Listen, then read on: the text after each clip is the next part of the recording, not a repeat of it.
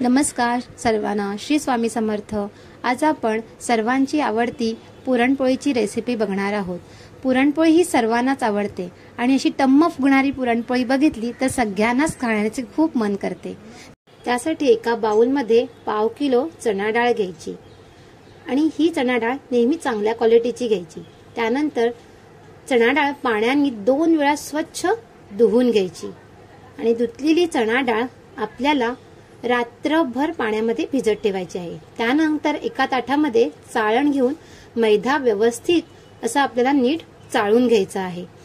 त्यानंतर मैद्यामध्ये पाव चमचा मीठ टाकायचं आणि ते मीठ पूर्ण पिठामध्ये व्यवस्थित मिक्स करून घ्यायचं। त्यानंतर 2 पळी तेल टाकून पिठामध्ये तेल व्यवस्थित मिक्स करून घ्यायचं आहे। ते सर्व पिठाला व्यवस्थित असे लागले पाहिजे।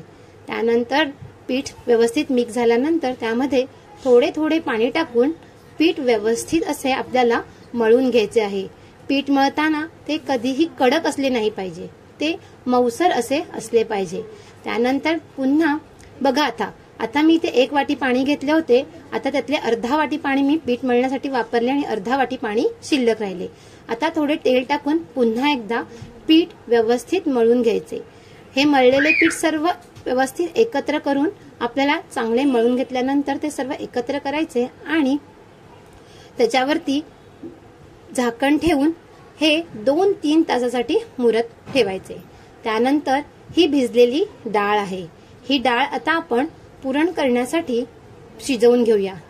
त्यासाठी कुकरमध्ये डाळ काढून घ्यायची आणि त्यामध्ये 1 ग्लास आपल्याला पाणी टाकून घ्यायचे आहे।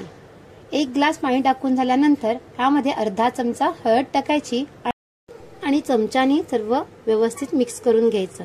त्यानंतर कुकरचे झाकण लावून कुकरला आपण 4 शिट्ट्या काढून घ्यायच्या आहेत। आता बघा कुकर झालेला आहे आणि आपली ही चणा डाळ एकसारखी अशी मऊ झालेली आहे।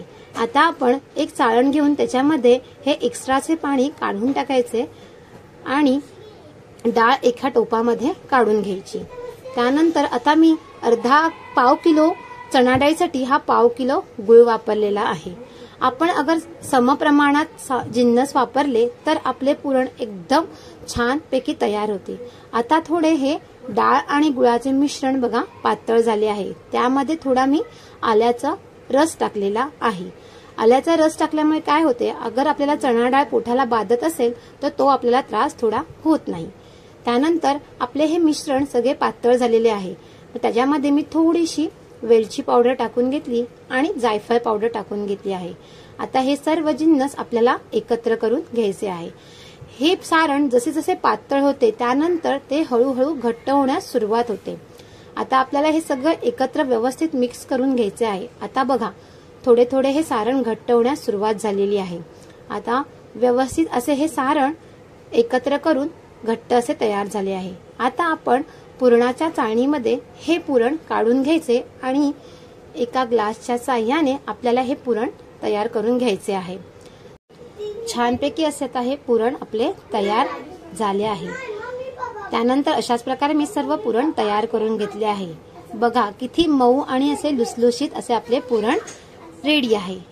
आता आपण पुरणपोळी लाटायला घेऊया। त्यासाठी मी पिठाचा गोळा घेतला आहे आणि त्या गोळ्याची एक अशी वाटी तयार करून घेतली आहे। आता ह्या वाटी आपल्याला साईडच्या कडाने पातळ आणि बुडाला ही थोडी जाड ठेवायची आहे। त्यामध्ये आपण पुरणाचा एक गोळा व्यवस्थित असा दाबून दाबून आतमध्ये भरायचा आहे। आपल्या अंगठ्याच्या साह्याने पिठाचा भाग थोडा वरती उचलून घ्यायचा आहे आणि पुरणाचा भाग आतमध्ये भरून घ्यायचा आहे। उरलेले पीठ असे हाताच्या साह्याने वरती ओढून तिथे त्याला प्रेस करून घ्यायचे आहे। अशा प्रकारे आपला हा गोळा तयार झालेला आहे। आता हा सुक्या पिठामध्ये थोडासा बुडवून आपल्याला अशा प्रकारे हाताच्या साह्याने पुरण सर्वत्र काठापर्यंत व्यवस्थित मिक्स करून घ्यायचे आहे। अशामुळे असे केल्यामुळे काय होते, आपण जे पुरण भरलेले आहे ते पुरण आपल्या पोळीच्या सर्व काठांपर्यंत पोचले जाते। त्यामुळे अशा प्रकारे आपण ही अगदी हलक्या हाताने आपल्याला ही पोळी लाटून घ्यायची आहे।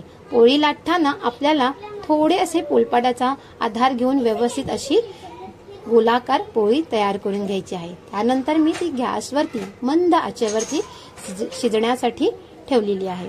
आता माझी एका साईडनी पोळी शिजून झालेली आहे। आता मी पलित्याच्या साहाय्याने त्याची पलटी केली आहे।